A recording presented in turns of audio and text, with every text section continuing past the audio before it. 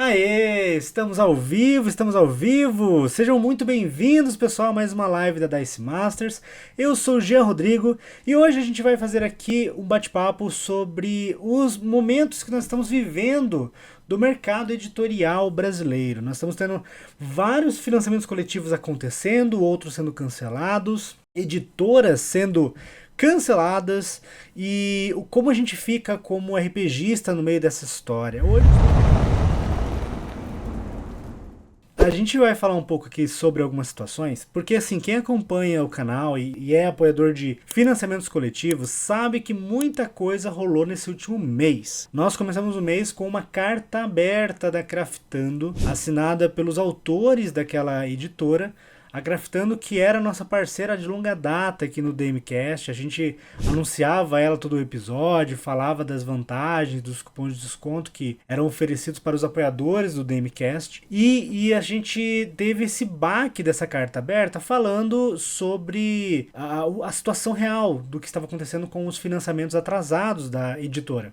Financiamentos que já datavam alguns até de 4 anos. E a gente fez um vídeo sobre isso, tá aqui na descrição aqui embaixo, tá aqui no nosso canal para você conferir. E a gente viu que não ia parar por ali. A Craftando não é a maior editora do Brasil, mas como ela já tinha tido sucesso em vários financiamentos, ela estava no gosto de vários RPGistas que gostam do mercado nacional e estavam investindo seriamente em vários sistemas muito interessantes, com autores muito talentosos. A gente tinha ali Carlos Chimu também fazendo Muito Abaixo do Oceano, a gente tinha ali Kalimba, do Daniel Pirraça e vários outros ali, cara, que assim, a gente tinha um financiamento que era para acontecer em dezembro, inclusive, do Último Ancestral, se eu não me engano. E assim, essa carta aberta aí revelou a situação real que tava. Então assim, a gente tinha ali um problema sério com uma pessoa dentro da Craftando, e essa pessoa não estava sendo sincera sobre o que estava acontecendo, e os colaboradores e autores se juntaram para tomar conta do negócio. Inclusive, eles pegaram e transformaram a Craftando, né? E até criaram ali uma ideia de, digamos assim, revitalizar a empresa, dando o nome de Recraftando para as coisas que estavam acontecendo. No vídeo que a gente gravou, eu tinha comentado que o sócio não tinha aparecido para dar um depoimento, e coincidentemente naquela mesma noite que eu lancei o vídeo, ele apareceu para dar o depoimento. Ele fez uma carta aberta de resposta e lançou lá no Instagram da Craftando, mostrando que o Instagram da Craftando estava sob o controle dele. E a carta aberta dizer que ele não tinha culpa de nada, quem me conhece sabe, essas coisas. E a gente tem que ficar meio que atentos, né? Porque independente do que aconteceu, não é uma coisa que foi individual dele, uma coisa que afetou todo mundo, afetou os autores em geral ali, mas não parou por aí. Nós tivemos o Catarse se movimentando em resposta a isso. Para quem não sabe, o Catarse é uma plataforma de financiamento coletivo que é utilizada para diversos fins, para vários projetos de várias áreas, não apenas áreas editoriais, mas também áreas de assistência social, áreas de criação de jogos de diferentes tipos. E por causa do que aconteceu, o Catarse teve que mudar algumas regras que ele estava utilizando como base para sua política de termos de uso. E assim, nós tivemos o aparecimento no mercado brasileiro, depois de vários financiamentos com grande sucesso através do Catarse, de outras plataformas de financiamento coletivo. E o Catarse, para tentar manter ali essas editoras, esses criadores de conteúdo que estavam tendo ótimos resultados em seus financiamentos, resolveu fazer ali um contrato com eles de 5 anos de exclusividade. Então isso permitia, por exemplo, que eles fizessem uma página de, digamos assim, de espera para os financiamentos. A pessoa poderia entrar naquela página e marcar para receber notificações e tudo mais, e então fazer aquele hype para os projetos. A gente sabe que o financiamento coletivo ele é utilizado não apenas para promover e financiar um projeto, mas também para você ter ali uma comunidade se formando ao redor daquele projeto, né? Só que o problema é que algumas pessoas levam isso como se fosse, na verdade, uma pré-venda, né? Como uma compra antecipada e tudo mais. E não é bem assim. Só que, assim, não digo isso que é culpa da própria plataforma ou das pessoas que apoiam, mas também como alguns usuários da plataforma estavam utilizando o sistema. Então, assim, a gente tinha editoras que estavam fazendo financiamentos e em cima de financiamentos, em cima de financiamentos, e isso nunca foi um problema quando elas entregam os financiamentos. Porque até entendo que uma editora, ela precise movimentar vários financiamentos para manter ali o seu fluxo de caixa até ter o lançamento do material e começar a vender esse material que fica estocado e até fazer outras edições e tudo mais. O que acontece é que quando você faz vários financiamentos subsequentes e é uma empresa pequena, você tem uma sobrecarga de trabalho e essa sobrecarga pode resultar em atrasos, né? Ainda mais quando a gente está falando de projetos autorais, projetos de pequenos criadores, pequenos autores. E assim, uma coisa que a gente viu é que a nova política do Catarse, ela dizia que a partir de agora, isso setembro de 2024, para uma editora poder lançar no Catarse um novo financiamento coletivo, obrigatoriamente ela teria que entregar todos os materiais que foram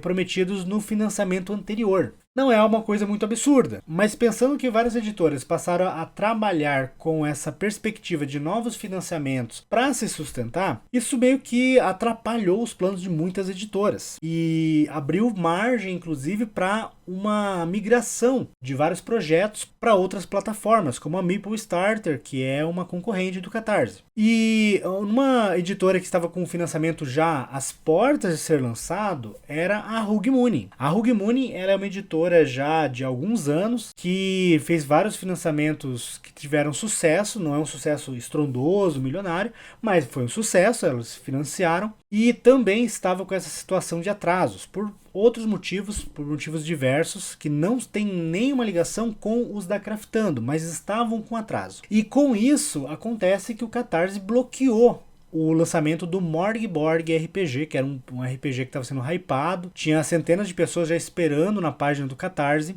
e o Catarse bloqueou esse projeto e diversos outros que estão rolando. E esse posicionamento, ele ocorre num momento bem interessante, porque a gente vê que com esse movimento de financiamentos coletivos sobrepondo-se uns aos outros, editoras diferentes têm tomado decisões não apenas de marketing, mas também mercadológicas, focando nisso. E isso acontece principalmente pelo tipo de mercado que surgiu ao redor dos financiamentos coletivos. Porque assim, você apoiar um projeto é você acreditar que ele vai ser bom. Mas se você não recebe ele no prazo que a própria editora estabelece, você tem uma quebra de confiança. E independente de quem está certo e quem está errado nessa situação, nós temos que analisar isso ao ponto de vista de consumidores de RPG. Eu sempre fui aqui uma pessoa do DMCast, no Dice Masters, que deu espaço para pequenos autores, pequenas editoras, e nunca me preocupei muito em ver só números atingidos e tudo mais. E sim, assim, a pessoa está começando, ela quer mostrar o projeto dela. E isso foi uma quebra de confiança muito grande. Então, assim, a gente está vendo essa situação que está afetando em efeito cascata várias editoras. E essas editoras, elas realmente fazem, muitas vezes, o seu fluxo de caixa a partir dos financiamentos coletivos. O Anderson Anubis comentou aqui, o problema era as editoras não estarem entregando as recompensas. E é bem isso mesmo. Porque, assim, a gente entende que uma editora pequena, às vezes, tem algum atraso. A gente, às vezes, vê, por exemplo, calculou o preço da impressão no começo do financiamento, mas quando vai realmente terminar o livro e fazer a impressão, o preço é outro. Ou então pensar no frete, né? Você vai pagar só o valor do livro e aí quando a gente terminar você vai pagar o frete. Isso é um problema. Até porque uma das questões que a Hug Mooney tem enfrentado ultimamente, eles têm falado que é a questão do frete dos livros que eles fizeram. E assim, pessoal, essa questão do livro, cara, do orçamento dos livros, ele afeta muito o preço do financiamento, porque assim, você quer financiar um livro, você não quer pagar o valor de um preço cheio. Alguns livros de RPG, eles estão vindo com uma tendência de serem um padrão de qualidade muito grande. Isso não é ruim. né? Mas assim, a gente tinha antigamente livros que o padrão era a brochura, aquela capa mole e o interior do miolo todo preto e branco, né? Só a capa colorida. E agora não, agora o padrão é uma capa dura, um material todo colorido, num papel especial e tudo mais. A gente viu isso até em materiais que a gente já tinha costume, como o Old Dragon, que a primeira edição, a segunda edição era uma capa mais simples, depois veio a versão luxo, a versão advanced, e aí era uma versão assim bem mais bonita em questão de qualidade, que também encarece o preço. As box, né, como é dito, as box de livros de RPG são caríssimos. Eu tava falando com um colega meu recentemente que, por exemplo, a box de Tormenta 20, que é uma box muito completa, custa 300 e poucos reais, sabe? E isso é bem inacessível para muita gente. O livro em Tormenta tem as versões mais baratas, mas o box, né, que vem com mapas, vem com a aventura pronta do nível 1 ao nível 20, vem escudo de mestre, vem fichas, vem o livro, que já é um livro completo, que é a parte do jogador, do mestre e das ameaças. Tudo isso num livro só. Já é mais do que, por exemplo, que D&D entrega, porque você tem que comprar 3 livros, cada livro ali a 150, 200 reais, pra você ter ali os 3 livros, mais um escudo de mestre. Então são coisas que encarecem. É um hobby caro, se for levar pra este lado, sabe? O Anderson comentou aqui, outro ponto é você estar com o livro não terminado antes do financiamento. Cara, esse ponto é importantíssimo. Eu conversei recentemente com um cliente meu e ele tava falando sobre fazer um financiamento coletivo pra uma tradução. E eu falei pra ele, cara, não vai valer a pena você fazer isso, porque se você fizer um financiamento pra conseguir o valor para traduzir o livro, você vai ter todo o trabalho depois disso, e mensurar o quanto que vai ser gasto numa tradução não é fácil. Porque não é só traduzir o livro, você tem que imprimir, você tem que fazer toda a questão, a diagramação também é importantíssima, porque numa tradução você não pode só adicionar páginas, por exemplo. Dependendo da língua original, ela vai ter uma grande diferenciação de paginação, né, dos encaixes. E tudo isso, cara, vai ser um problemão. E quando você vê um financiamento coletivo começar com o livro só no conceito, né, quando é um livro autoral, né, é mais problemático ainda. Eu acho assim que o ideal seria você ter uma versão básica do livro meio que pronta. Assim como uma diagramação prévia, com algumas ilustrações ou espaços para ilustrações definidos, um fast play bem elaborado, ali preparado para o pessoal já poder testar o teu jogo, ver se gosta ou não gosta. E o financiamento você vai assim, fazer um negócio de melhor qualidade. Então você vai, tipo, a partir dali é só diagramar para fazer, tipo, uma capa dura, fazer algo nesse sentido. Esse seria o ideal, mas não é assim que acontece. Então às vezes você vê livros que, dependendo da editora, consegue até fabricar o livro depois do financiamento e entregar, mas dependendo da editora não consegue, porque depende de um autor que é um terceirizado da editora, não é um contratado interno, vai precisar ter esse tete-a-tete com ilustradores que vão fazer, tipo, um vai fazer a capa, outro vai fazer o miolo, às vezes tem que ter 2 ou 3 ilustradores extras. Então assim, a questão muito que pega, gente, você vê que as editoras pequenas, elas não têm muito sucesso em precificar esses materiais. Então assim, quando você faz o material ali, beleza, é acessível, o PDF não tá tão caro e a versão física não é 200 reais. Beleza, isso é ótimo. Mas lá no final vai se pagar? Ou vai chegar no meio do processo de produção desse material e você vai ter gasto todo o dinheiro e não vai ter mais como colocar dinheiro no projeto? Entende? Porque o que as pessoas estão desconfiando, e eu não acho que é isso, mas estão desconfiando, é que muitas editoras fizeram disso, sabe? Acabou o dinheiro para um projeto, financia outro projeto, aí pega o dinheiro desse outro projeto, coloca nesse primeiro. E cara, isso é uma bola de neve, sabe? Eu acho que não é isso que aconteceu, seria muita irresponsabilidade de uma editora fazer isso, mas a gente teve baque agora de confiança, então a gente tem que ver realmente o que tá rolando, porque esse tipo de situação não pode acontecer. O mercado RPGista não é um mercado forte, não é um mercado muito resistente, e quando a gente tem esse tipo de situação que abala a confiança desse mercado, é algo que pode ser que não volte mais ao que era antes.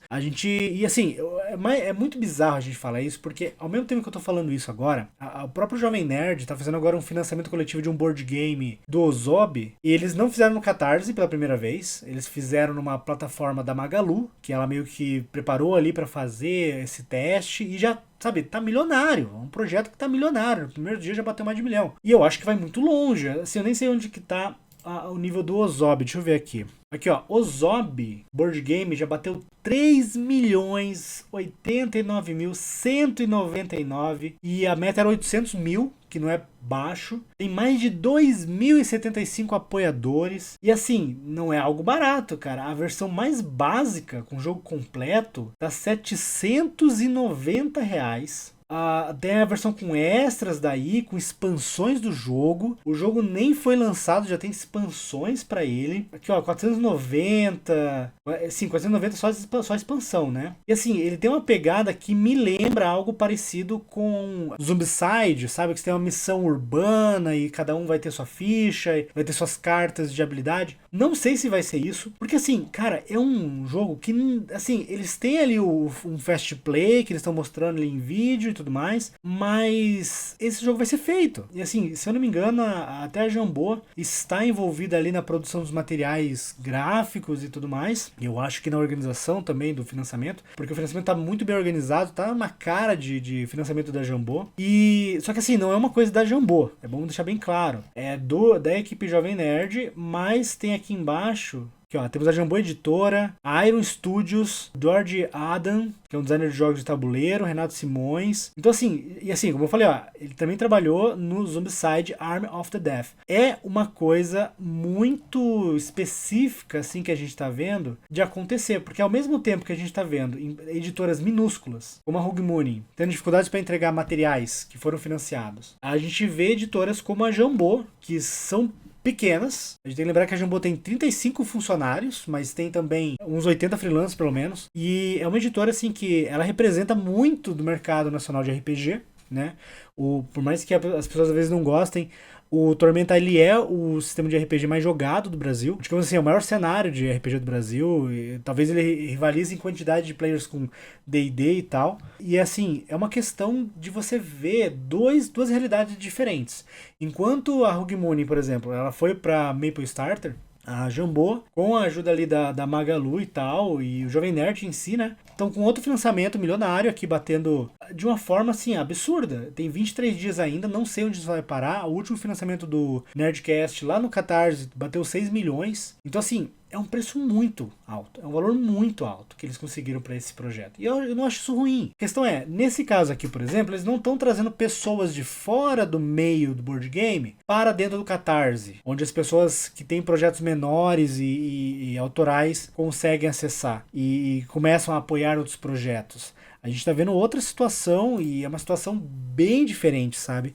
O Anubis comentou aqui, ó. No meu caso do Luna RPG, eu estou me matando para deixar ele o mais finalizado possível antes de seguir em frente.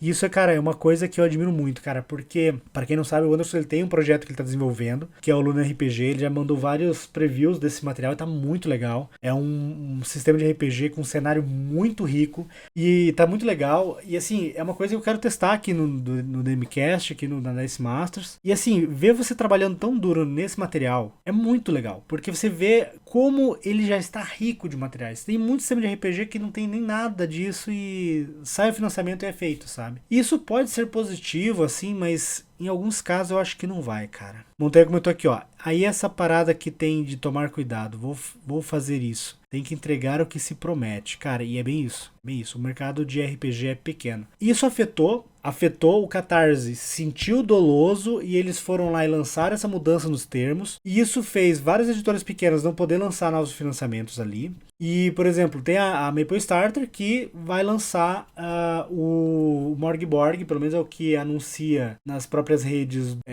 da Rogue Moon, né? Que eles vão lançar. Deixa eu mostrar aqui, ó. No próprio no próprio Instagram da Rogue Moon, né? Eles falaram aqui sobre o que estava acontecendo. E aí eles falaram que das sombras ele ressurge.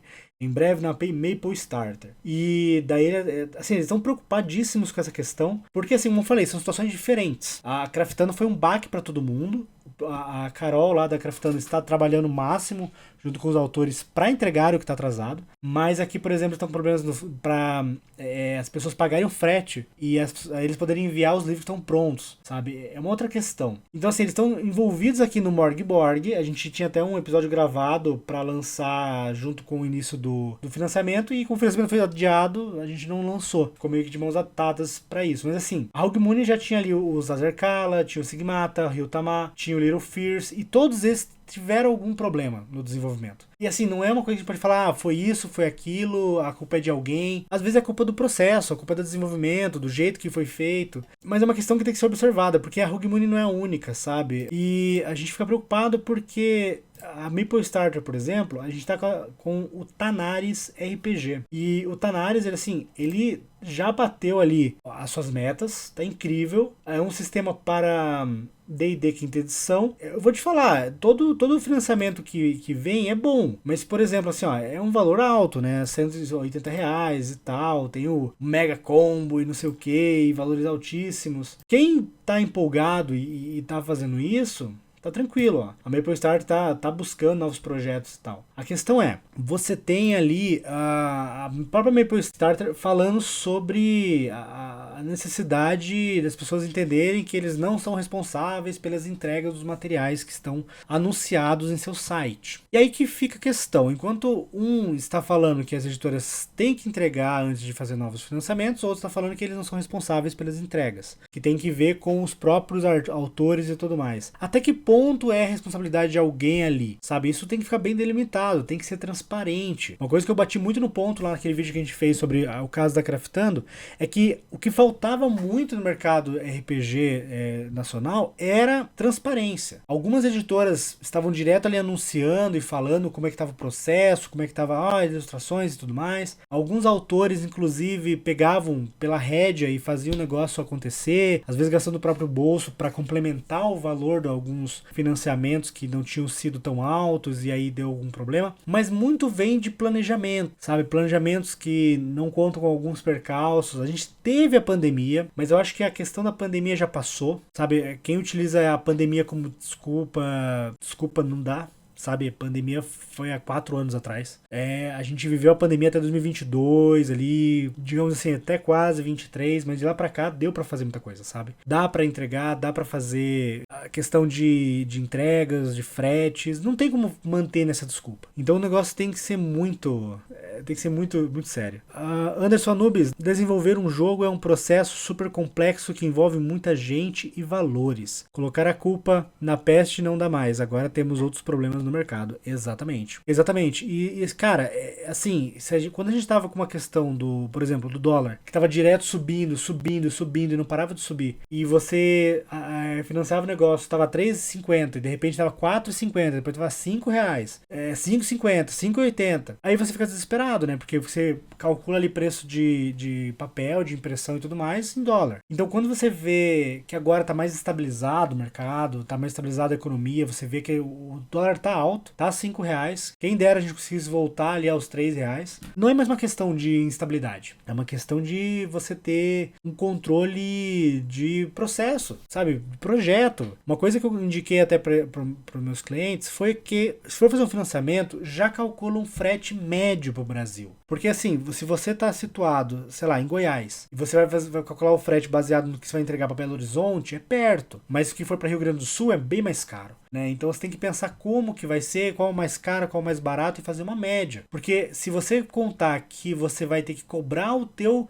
apoiador depois para ele pagar o frete para daí você entregar, isso pode causar um problema sério do apoiador não ver o e-mail, perder ali o seu aviso. E você pode fazer o que você quiser, você pode pegar e mandar e-mail para pessoa, tentar mandar mensagem no celular, tentar postar nas suas redes sociais para chamar as pessoas. Às vezes dá certo, mas você corre um risco muito grande dos seus apoiadores não verem. E aí você vai falar o quê? Você não entregou. E aí vai ser culpa de quem? Às vezes é melhor você pegar e entregar, sabe? Aqui ó, o Anderson comentou, quanto ao frete você tem uma média entre o Acre e a cidade vizinha. Exatamente. Assim, não é uma situação perfeita. Porque em alguns casos a pessoa vai estar pagando mais caro do que ela pagaria num frete real, em outros casos ela vai pagar bem mais barato. Mas quando você está falando num mercado, num financiamento nacional, é necessário ter essa maleabilidade. Assim, a gente tem visto muita coisa acontecendo. Não dá pra gente falar que o Catarse está errado quando fala isso, mas essa conjuntura que a gente vê do mercado nacional de RPG acontecendo, de você ter editoras indie, independentes, necessitando de novos financiamentos coletivos para manter um fluxo de caixa, isso é extremamente problemático. Sabe, porque como que as editoras trabalhavam antes dos financiamentos? Era assim, a pessoa entrava com dinheiro, investia um dinheiro na editora, a editora fazia um lançamento e esse lançamento tinha que vender bem. Se ele vendesse mal, ele ia ter que fazer outro lançamento e assim, vender o lançamento. Não é pré-venda, não é anúncio, não é financiamento coletivo. Tinha que vender e o dinheiro entrar de volta para financiar um outro, sabe? E assim, a gente sempre teve uma questão das editoras que elas tinham que ser muito seletivas sobre o que elas iam lançar. Então você, autor independente, que queria lançar um livro de romance ou coisa assim, pra você conseguir uma editora que acreditasse em você, era muito difícil. Ainda é muito difícil. E aí você tinha que pegar aí do seu bolso, investir na editora pra eles imprimirem e você, tipo, pegar os livros e você se virar pra distribuir.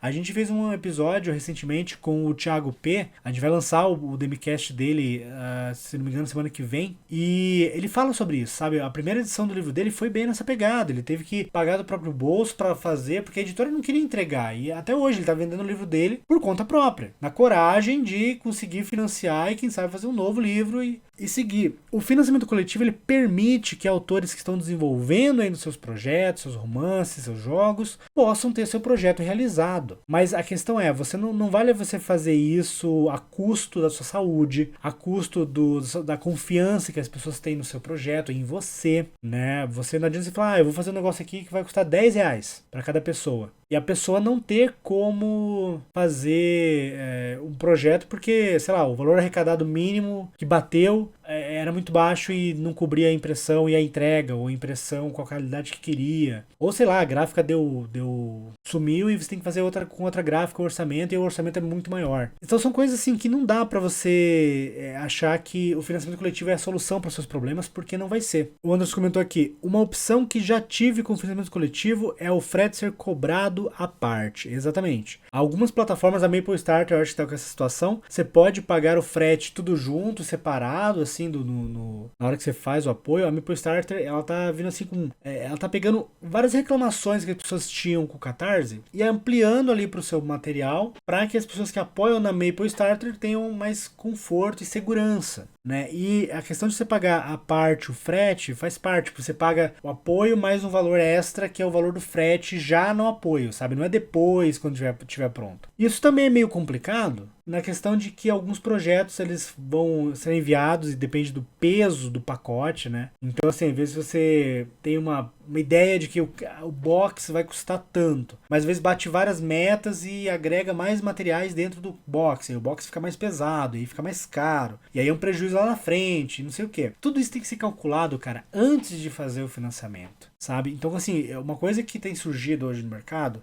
é o consultor de marketing trabalhar nessa área. Já existe consultor de marketing, mas assim, o cara que é focado em planejamento e desenvolvimento de financiamento coletivos. E não é uma coisa que você tem fácil aí no mercado, ou acessível para toda editora. E também assim, eu acho assim, o melhor assessor para esse tipo de coisa, o melhor conselheiro para esse tipo de coisa, seria quem já fez financiamento coletivo, né? Eu falei para meus clientes aqui em questão de criador de conteúdo. Eu nunca fiz um financiamento coletivo. Sabe, em questão de...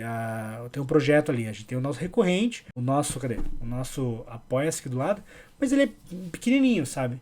Ele não é uma coisa que eu posso falar, nossa, estamos aqui ó, com, sei lá, R$10.000 por mês e a gente pode te ensinar no meu curso, ou me contrate para eu te ensinar como que o financiamento coletivo, ele vai mudar o seu projeto. Eu não posso fazer isso. Eu nem quero fazer isso. Minhas assessorias de marketing aqui é para o cara começar o projeto e conseguir manter ele. E isso é o importante, sabe? Os projetos dos meus clientes, eles são financiados, eles estão bem encaminhados. E, assim, não é uma questão de você fazer na tentativa e erro, né? Muitas editoras têm essa questão e a tentativa e erro nunca dá certo, porque você às vezes coloca muito investimento num projeto e esse projeto, se ele flopar, se ele quebra, se ele não é financiado, você perde a tua editora. E se tiver dinheiro de terceiros, então, nossa, você tem que arcar com as consequências, cara. O Anderson comentou aqui, ó, no caso dele, o frete foi pago depois do financiamento como uma meta à parte, já vendo o peso do seu pacote. Interessante. Talvez fazer isso depois que o financiamento acaba, né, para saber o tamanho final. Mas como eu falei, a questão é, às vezes a pessoa que apoiou e esqueceu, apoiou e deixou de lado, e aí, sei lá, não usa o e-mail, né? Isso é uma boa solução. Lucas Mestre, faltam 3 coisas para as editoras pequenas indie. Um projeto, gerenciamento do projeto e vergonha na cara. Não tá errado, Lucas. Sinceramente, não tá errado. Mas assim, vergonha na cara é muito relativo. É necessário você ter profissionalismo. Tem que ter muita seriedade, cara. E assim, tem coisas que acontecem nesse mercado que a gente que tá vendo por dentro, cara, não é nem que a pessoa tem como prever, sabe? Às vezes tem, sei lá, morte de pessoas que estavam envolvidas, afastamento, brigas, e aí uma pessoa tem que assumir que não tava, sabe, o caso da Craftando agora virou Recraftando, sabe, e estão tentando fazer o negócio funcionar duras penas, sabe, vergonha na cara é uma coisa que eles têm, alguns talvez não tenham, eu não vou pôr a mão no fogo por algumas pessoas aí, mas é necessário a gente ter a noção, cara, que ter o projeto é importantíssimo, cara, isso eu concordo contigo demais, cara, gerenciamento de projeto é uma coisa que toda editora deveria ter algo bem fundamentado para isso, antes de falar, vamos financiar alguma coisa.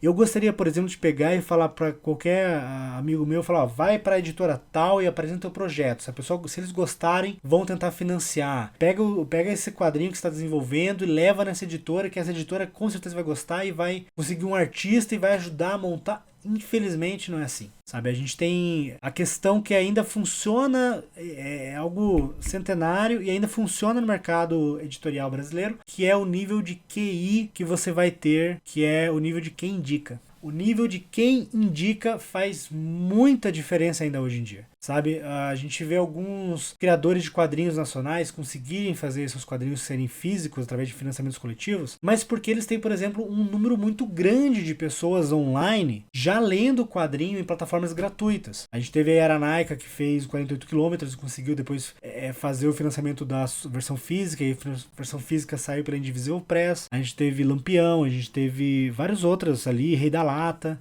Ping Pong Drama. Então assim, eles vieram por quê? Porque a editora viu que tinha muito público já assistindo e acompanhando o autor, e aí você vê que o negócio volta para aquela questão de você já ter que ter uma comunidade para o financiamento valer a pena para a editora. Essa questão ela faz toda a diferença, cara. Nesse ponto, a Dungeon List vai fazer falta. É Dungeon List ou a Dungeon List? Eu não lembro qual que você está falando. A Dungeon List era interessante que ela era tipo uma loja de PDFs, né? E ela trabalha muito com material indie, material simples, mas felizmente o site eu acho que não se pagou, não sei o que aconteceu. Tinha coisas da Craftando no meio, mas não era da Craftando, né? A Craftando tinha alguns projetos lá que não eram um financiamento coletivo e tudo mais. Essa dos PDFs mesmo, é isso mesmo. O Lucas comentou aqui, todo mundo vai ter uma história triste para contar, ninguém está imune a isso. No entanto, não é desculpa. A partir do momento que entrou o dinheiro na conversa, acabou o amor e é profissionalismo. Você está completamente certo, Lucas. Concordo contigo. Por isso que você fala assim, você não pode apoiar um projeto porque você gosta do youtuber, porque você gosta, sei lá, você vai com a cara do time que a pessoa torce, ou sei lá. Você tem que ver quem tá por trás disso, sabe? A questão assim, você vê um projeto que é da Jambô, você não vai apoiar porque você gosta da Tormenta, porque você gosta do material que eles já lançaram. Você vai ver como que foi o histórico de financiamentos anteriores. Eu acho que isso tem que ser agora um padrão de quem gosta e quem apoia RPGs, porque não tem jeito, sabe? A gente tá agora vendo várias situações, teve várias editoras que fecharam e deixaram o pessoal na mão. Eu não vou dizer aqui que quem reclama tá errado, cara. Porque quem tá reclamando é porque tá lesado, sabe? Foi lesado na situação. E tem que ser levado de forma séria isso, sabe? A Dungeonist, cara, ela morreu nessa questão de financeiro, sabe? As coisas que estavam lá não estavam se pagando e manter o site no ar, com marketplace e tudo mais, não era barato. Não sei qual que foram os motivos do fechamento total, mas assim, fez falta. Vai fazer falta por muito tempo, cara. você precisa, cara, ter essa questão muito bem estabelecida. Você tem que ver agora qual que é a editora e se ela é profissional, se ela tem um histórico bom, se ela não tem. Você não vai querer colocar o seu dinheirinho em qualquer lugar, sabe? A questão, por exemplo, do Ozob que a gente viu, milionário e tudo mais, por quê? Porque o Jovem Nerd tem já um alcance gigantesco. Eu tenho certeza se que fosse uma outra editora, se ela fosse a Galápagos, fazendo a produção do material, ia ser financiado igual. A Jambô tem um ótimo histórico, mas assim, ela ainda está com materiais a serem entregues. Não, ela entregou essa semana, por exemplo, o PDF completo do Guerra Arturiana. Então ela já está produzindo material físico para enviar. Só que ela ainda tem que entregar, por exemplo, o Heróis de Arton e Deuses de Arton, que é um material que está sendo desenvolvido, não está totalmente escrito, sabe? Então essa mudança de plataforma ela vai acontecer. Eu acho que isso é bom até ter mais concorrência entre as plataformas de financiamento coletivo, porque uma coisa que faltava também era uma transparência por parte da própria plataforma para desenvolver algumas ferramentas de cobrança, sabe? O Anderson comentou aqui, ó, para divulgar material gratuitamente vou ter que apelar à Biblioteca Élfica. Isso é uma questão muito tensa, cara, porque assim, para quem não conhece, o site Biblioteca Élfica, ele foi por muito tempo um site que ele divulgava materiais antigos de editoras, só que no meio dos materiais antigos tinha alguns materiais recentes também. Então assim, ao mesmo tempo que ele era um lugar para você encontrar materiais que não eram mais publicados por nenhuma editora, e você conseguia ali achar raridades e materiais incríveis que eram feitos por fãs, inclusive, muitas adaptações para D&D e para Vampiro e tudo mais, tinham materiais sabe, que ainda eram vendidos por editoras e tinham direito autoral ligado. Isso fez, por exemplo, que várias editoras processassem ali o site e fizessem o site parar. Então, a versão original da Biblioteca Élfica, ela morreu, ela parou ali em 2018, uma coisa por aí. Só que depois os fãs ali da biblioteca trouxeram ela de volta à vida porque você tinha a opção de baixar os materiais e eles tentaram resgatar a maior parte dos materiais que tinha na versão original. Só que nessa nova versão da Biblioteca Élfica, eles fizeram de uma forma que eles, sem nenhum tipo de ressalva, colocam lá material atual. Então, assim, todas as editoras atuais, elas têm esses materiais lá de forma pirata. E assim, independente se pirataria é bom ou ruim, se você começou nos anos 90 com material xerocado, pirateado e tudo mais, você tá falando ali de uma Hasbro da vida, tudo bem, a Hasbro não vai se importar se você está pirateando o D&D. Quer dizer, ela vai, mas né, não vai tomar um prejuízo por causa disso tão grande. Agora, sei lá, a LM Editorial, não sei se existe esse nome, que tem ali um material ali que ela tem 10 mil, 20 mil reais para trabalhar um projeto e o projeto flopa por pirataria, aí você não tá meio que ajudando o mercado nacional, né? A pirataria ela vai tá problematizando e quebrando ali um rolo. E assim, a Biblioteca Élfica é um assunto complicado, e é esse mesmo, cara. Porque a gente tem na Biblioteca Élfica duas questões, que é materiais atuais, com direito autoral, e a questão da preservação dos materiais antigos. Eu sou muito a favor de ter o material antigo de forma gratuita. Sabe, sei lá, Vampiro a Máscara, segunda edição, GURPS, primeira edição. São materiais que não encontra mais.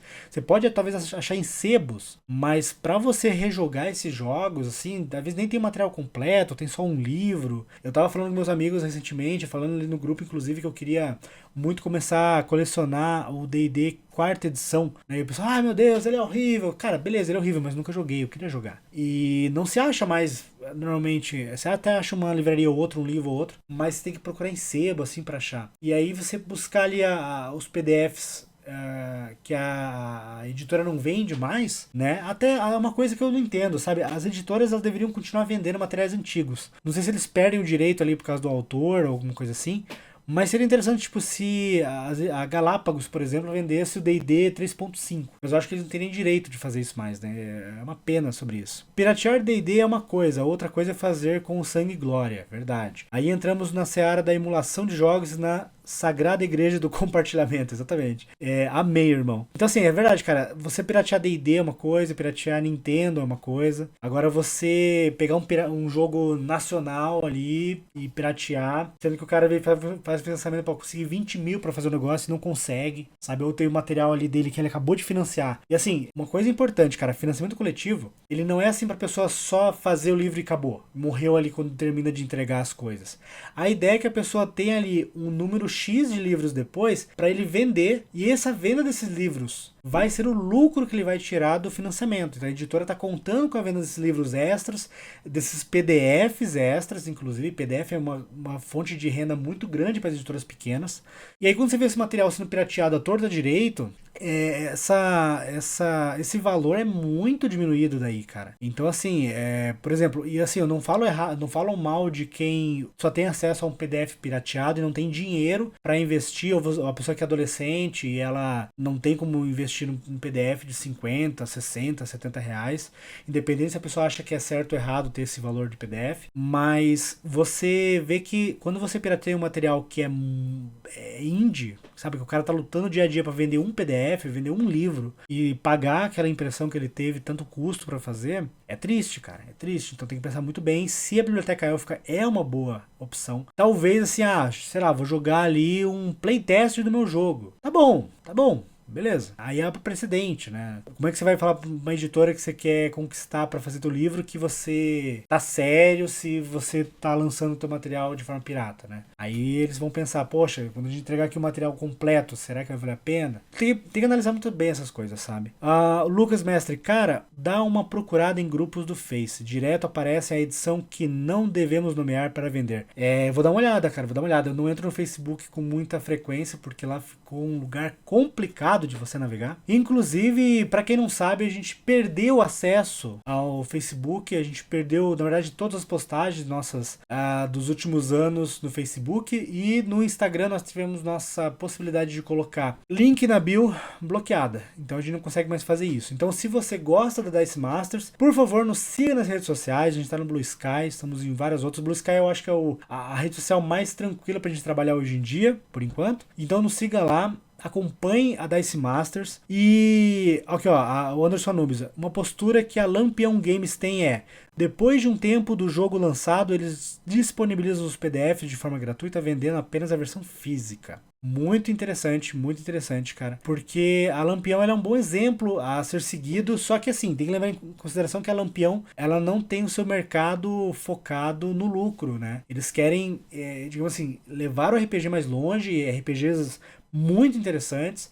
Eles têm vários nomes excelentes ali no meio, inclusive do Jorge Valpassos. A gente tem parceria com a Lampião Game Studios. Eles têm um desconto de 20% para os apoiadores. Então, assim, é um orgulho que eu tenho ter a Lampião, mas, assim, é aquela coisa. É por isso que a gente tem que analisar o histórico. A Lampião tem esse histórico. Outras têm outras paradas. Se você gostou desse vídeo, tá assistindo aqui pelo YouTube, nos siga nas redes sociais, siga aqui no YouTube também, na Twitch, e deixe seu comentário aqui embaixo sobre o que você acha que está acontecendo com o mercado nacional. Você ainda confia em editoras? Você não confia? O que você acha que uma editora tem que fazer para ter a sua confiança novamente? E, por favor, deixa aí seu comentário. Agradeço a todos os nossos apoiadores, a Anderson Anubis é um deles. Vocês estão no nosso coração. Vou colocar aqui do lado para ficar passando o nome dos nossos apoiadores. Espero que você esteja aqui no meio. Se não estiver, nos apoie no Apoia-se por apenas R$10 por mês. Estamos tentando fazer algumas metas interessantes para entregar para os nossos apoiadores, mas principalmente a Demicast e a Dice Masters só existem graças a vocês e aos nossos apoiadores. Então agradeço de coração toda a ajuda que vocês têm dado, toda a situação que tem ocorrido, só vocês mesmos para terem nos ajudado até aqui. E nos vemos no próximo vídeo. Até a próxima. Tchau, tchau.